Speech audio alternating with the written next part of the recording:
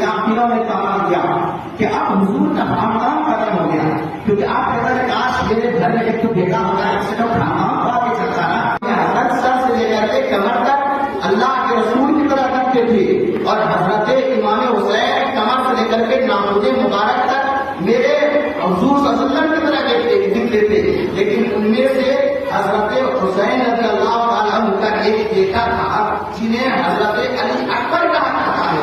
حضرت علی اکبر مکمل حضور کی طرح دکھتے تھے، سبحان اللہ، مکمل حضور کی طرح دکھتے تھے، اسی لیے شبیہ مصطفیٰ کہا جاتا ہے، مصطفیٰ کا جلوہ کہا جاتا ہے، مصطفیٰ کی صورت کہا جاتا ہے، مصطفیٰ کو جلوہ صفا کی زیارت اگر کسی کو کرنا ہو تو وہ حسن و حسین کو دیکھے۔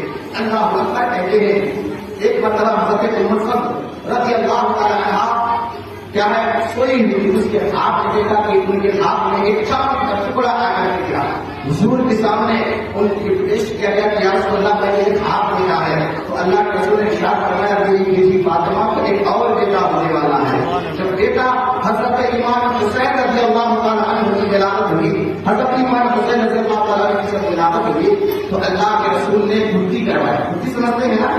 گھٹی سمجھتے ہیں آپ بتا؟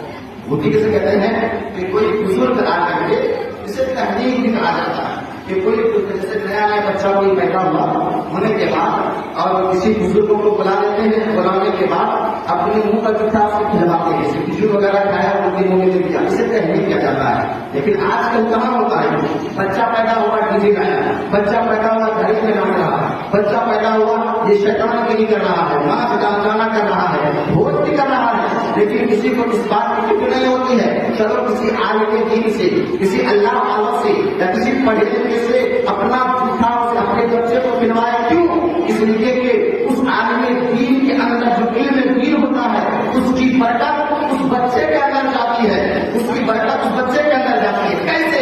یہاں پر دیکھیے اللہ کے رسول نے اپنے حسنین کا امام حسین کو گود میں لیا، لینے کے بعد امام حسین نے گود میں لیا، لینے کے بعد کھجور کا کوئی ٹکڑا لیا اپنی زبان میں رکھا، پھر حسین کی زبان میں لیا، اور دوسری مرتبہ دوسری روایت ہے کہ حضور نے گھٹی کسی میٹھی چیز سے نہیں بلکہ اپنی زبان کو حضور نے حضرت حسین کو چسوایا، اور چسوایا کیوں چسوایا؟ اب دیکھیے میں نے کیا کہا، اگر اچھے انسان سے میٹھی چیز کھلواؤ گے اس کی برکت ہوتی ہے۔ اب امام حسین گود میں ہے، نانا نواسے کو دیکھ رہے ہیں، نواسا نانا کو دیکھ رہے ہیں، آنکھوں میں اشارہ ہو رہا ہے اور کہہ رہے ہیں گویا کہ اے حسین دنیا والے میٹھی چیز کھلاتے ہیں لیکن میں نے اپنی زبان کو چسوایا ہے، اس لیے کیونکہ میں نے اسلام کو پھیلایا ہے، سارے کی گلی میں پھیلایا ہے، اور لوگوں کی گلی میں پھیلایا ہے، شاہ ابی طالب میں پھیلایا ہے، مسجد نبوی میں پھیلایا ہے، مکے کی وادی میں پھیلایا ہے، قرآن پڑھ کر کے پھیلایا ہے، لوگوں کا ظلم سہ کر کے پھیلایا ہے، لوگوں کو ظلم ستم سہ کر کے پھیلایا ہے، لوگوں نے مجھے مارا لیکن میں نے اسلام کو پھیلایا ہے۔ لیکن اے نواسے میں تحریر کے طور پر تیرے اندر زبان اس لیے ڈال رہا ہوں، ایک وقت ہوگا یزید نام ہوگا جو شراب پیتا ہوگا، نماز پڑھتا ہوگا، اپنی پھوپھو سے شادی کیا ہوگا، حلال چیز کو حرام حرام چیز کو حلال کرتا ہوا نظر آئے گا، کعبے کی تقدس کو پامال کرے گا، مسجد نبوی میں گھوڑا باندھے گا اور تمام کو تیاری کرے گا، وہ اسلام کو داغدار کرنے کی کوشش کرے گا۔ یہ برکت جو ٹرانسفر ہو رہی ہے اسلام کو پھیلایا نہیں ہے، اور اسلام کو سب دے کر کے بچانا تجھے ہے، علی اکبر کو دے کر کے بچانا تجھے ہے، علی اصغر کو دے کر کے بچانا تجھے ہے۔ بچپن میں ہی امام علی مقام نے آنکھوں کے اشارے سے حسین مصطفیٰ نے اپنے نانا جان کو یہ کہہ دیا، اے نانا جان آپ فکر کرنے کی کوشش نہ کریں، لوگوں نے دیکھا ہوگا قرآن کی تلاوت ممبروں کے حلام پر ہوتی ہے، رحلہ پر ہوتی ہے، مصلے پر ہوتی ہے، لیکن اے نانا جان اگر وقت آ گیا تو میں قرآن تلوار کے لیے بھی چل کر کے سناؤں گا، اور نماز تلوار کے سائے کی رحمت میں بھی چل کر کے چاہے نماز پڑھتا ہوں۔ یہ بات ہے، یہ تحریک کی وجہ تحریک اصل دیکھیے امام حسین کو اللہ کے رسول نے اپنے گود میں لیا، لینے کے بعد جبریل امین اور یا رسول اللہ جس نواسے کو بڑے پیار سے آپ چوم رہے ہیں، جس نواسے نواسے کو آپ کہتے ہیں کہ یہ جنت کے پھول ہے، جب اسے چومتا ہوں تو نواسے کی خوشبو آتی ہے، اور جب سونگتا ہوں تو اسے جنت کی خوشبو آتی ہے۔ سبحان اللہ بول سکتے ہیں۔ جس نواسے کو آپ چوم رہے ہیں، جس نواسے کو آپ چوم رہے ہیں، آپ کی امت بڑی بے دردی کے ساتھ آپ کے اس نواسے کو شہید کر دے گی۔ آپ کی امت مطلب نماز پڑھنے والے، وہ نماز بھی پڑھ رہا ہوگا، وہ تلاوت بھی کر رہا ہوگا، وہ سب کچھ کر رہا ہوگا، لیکن آپ کی امت ہی آپ کے نواسے کو شہید کرے گی۔ یہ کربلا کی مٹی لا جائے گی، کربلا کی مٹی لال ہو جائے گی جس دن امام حسین شہید ہو جائیں گے۔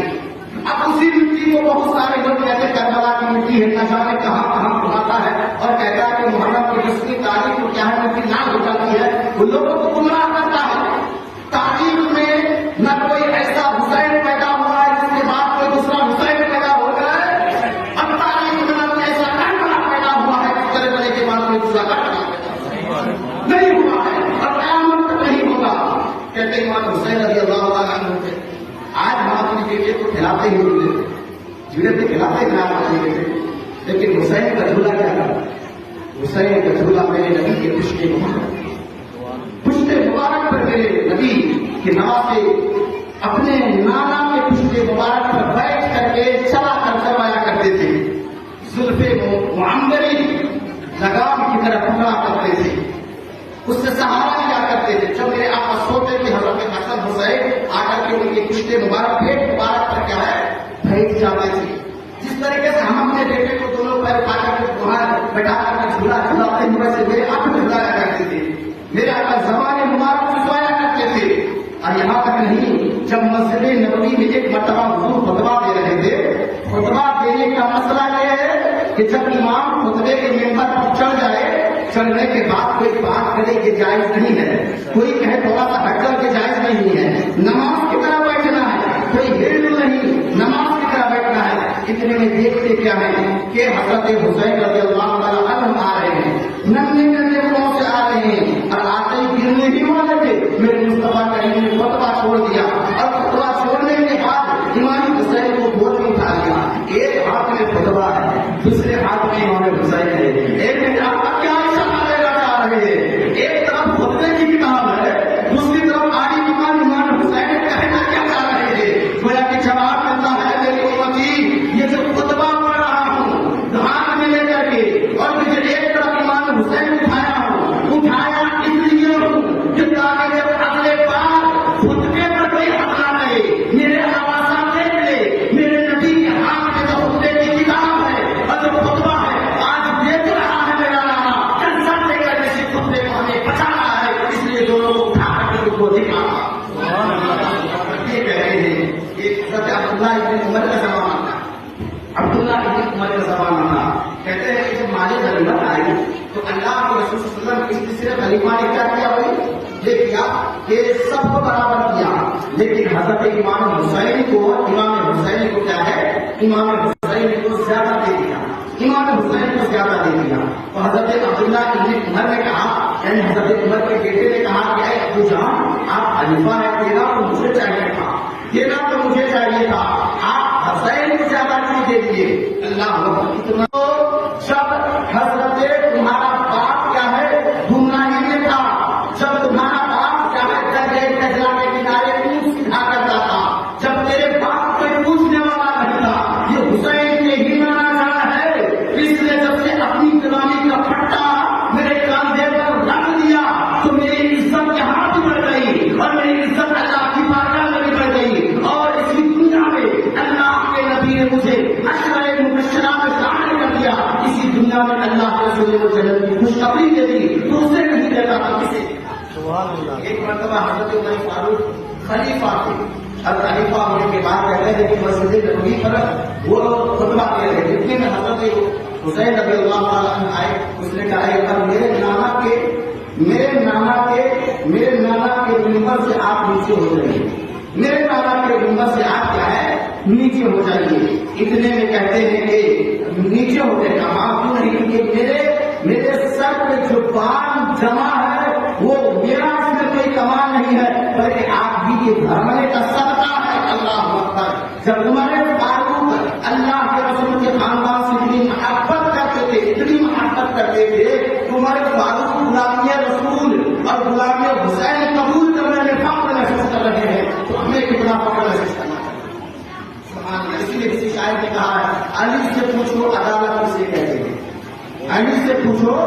شجاعت کسے کہتے ہیں؟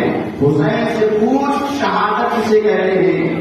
وہ تو اجازت نہیں دی امام حسین کو جنگ کرنے کی، ورنہ عباس بتاتے کہ قیامت کسے کہتے ہیں، ورنہ عباس بتاتے کہ قیامت کسے کہتے تھے۔ امام حسین رضی اللہ عنہ کی ولادت 5 شعبان 4 ہجری ہوئی۔ حضور نے فرمایا حسین مجھ سے ہے، میں حسین سے ہوں۔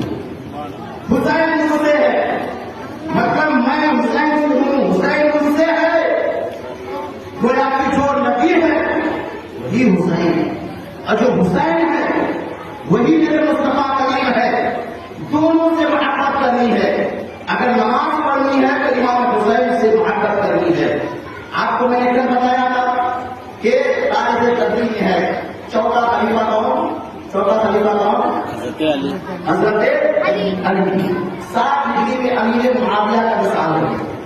امیر معاویہ کے وصال کے بعد یزید تخت پر بیٹھے ہیں۔ اور یزید کون تھا؟ میں نے تھوڑا سا کلائمیٹ آپ کو دکھایا کہ یزید شرابی تھا، یزید شرابی تھا، یزید جواری تھا۔ یزید نے اپنی پھوپھی سے شادی کیا۔ یزید کھلے عام شراب پیتا تھا، یزید کھلے عام زنا کرتا تھا، یزید کھلے عام لڑکیوں کو نچواتا تھا، جہاں تک کہ ایک مرتبہ حج کرنے کے لیے گیا اور جانے کے بعد حج کر کے وہ مدینہ طیبہ میں وہ شراب کی محفل سجایا۔ وہ خود پی رہا تھا اور اپنے حوالیوں کو پلا بھی رہا تھا شوق سے، اور اشکیا شعر پڑھ رہا تھا۔ اتنے میں امام حسین ادھر سے آئے۔ آنے کے بعد کہا کس چیز کی بدبو آ رہی ہے؟ کہا کہ یہ طبیعت کو مسح ہے اور طبیعت کو مزاج دینے کے لیے ہے۔ تفسیر کرا کہ آپ پیے گے۔ اللہ اکبر۔ امام حسین نے کہا پینا تو دور کی بات ہے، میں اسے دیکھتا تک بھی نہیں ہوں۔ اب آپ یہ بتائیے کہ آپ کے شہر میں کوئی ایسا انسان آ جائے جو کیا ہے کہ جوا کرتا ہو، شراب پیتا ہو، زنا کرتا ہو، عیاشی کرتا ہو، اور وہ کہے کہ ہم نماز پڑھائیں گے، وہ کہیں گے ہم آپ کا امام بنیں گے، وہ کہیں کہ ہم آپ کو پڑھائیں گے، وہ کہیں کہ پیر مان لو، کیا آپ اسے مانو گے؟ ہر کسی نہیں مانو گے۔ ماننا تو دور کی بات ہے، اس سے آپ جوتا چپل سے بات کرو گے۔ اسی طریقے سے بتاؤ امام علی مقام نے یزید کے کرتوت کو دیکھا تھا، یزید کے کالے کارنامے کو دیکھا تھا۔ اب جیسے ہی 7 ہجری میں امیر معاویہ کا وصال ہوا، وصال ہونے کے بعد یزید تخت پر بیٹھا۔ تخت پر بیٹھنے سے ہی مدینہ کے گورنر ولید بن عقبہ کے جو اہل بیت سے محبت کرنے والے خط بھیجا اور کہا کہ سب سے پہلے میری بھائی، سب سے پہلے حسن حسین ابن علی سے لو، دوسرا عبداللہ ابن زبیر سے لو، تیسرا عبداللہ ابن عمر سے لو۔ ان تینوں سے سب سے پہلے لو۔ کیوں؟ اس لیے کہ یہ تینوں ایسے ہیں کہ اگر یہ تینوں اسے قبول کر لیں گے تو اور لوگ بھی قبول کر لیں گے۔ کیا مطلب اس کا؟ اگر آج آپ کے بسیلے آپ کے محلے میں کھلے عام بول رہا ہوں اور بالکل ذمہ داری کے ساتھ بول رہا ہوں، ہم بول رہا ہوں، اس کے بعد میں نتیجے کا کوئی پرواہ نہیں کر رہا ہوں۔ آپ اگر ڈھول بجائیں گے، آپ اگر اچھلیں گے، آپ شراب پی کر کے کھانے میں جائیں گے، اگر امام صاحب اس اکھاڑے کو دیکھنے کے لیے جائیں گے، وہاں پر جا کر کے کرسی لگا کر کے بیٹھے، لوگ کیا کہیں گے کہ اس لیے ہم گئے تھے کیونکہ وہاں امام صاحب گئے تھے۔ امام صاحب کا وہاں جانا اس بات کی دلیل ہے کہ وہ ڈھول باجے کے اوپر لوٹ کر رہے تھے۔ ویسے ہی اگر امام علی مقام اگر یزید کو اپنا خلیفہ مان لیتے تو صبح قیامت تک لوگ کہتے ایک یزید کے ہاتھ پر، زناکاری کے ہاتھ پر شراب نہیں چھوڑیں گے کیونکہ امام علی مقام نے اسے مانا تھا، جوا نہیں چھوڑیں گے کیونکہ امام علی مقام نے اسے مانا تھا، زنا کرنا نہیں چھوڑیں گے کیونکہ امام علی مقام نے اسے مانا تھا، اور دیگر کام جوا وغیرہ نہیں چھوڑیں گے کیونکہ امام علی مقام نے اسے مانا تھا۔ اس لیے امام علی مقام نے ساتھ دے دیا کہ میں دیکھنا تو دور کی بات، اس کی باتیں بھی سننا پسند نہیں کرتا ہوں۔ میں بنا کوئی بغیر کسی دلیل کے، بغیر کسی سوچے سمجھے میں یزید کے بیت کا انکار کرتا ہوں۔ صبح قیامت تک نہیں انکار کروں گا، اور جو اس سے محبت کرنے والے ہیں وہ بھی انکار کریں گے۔ نے کہا شاہ حسین، بادشاہ حسین، تین حسین، یہ بڑا حسین۔ اللہ تبارک و تعالی ہمیں دونوں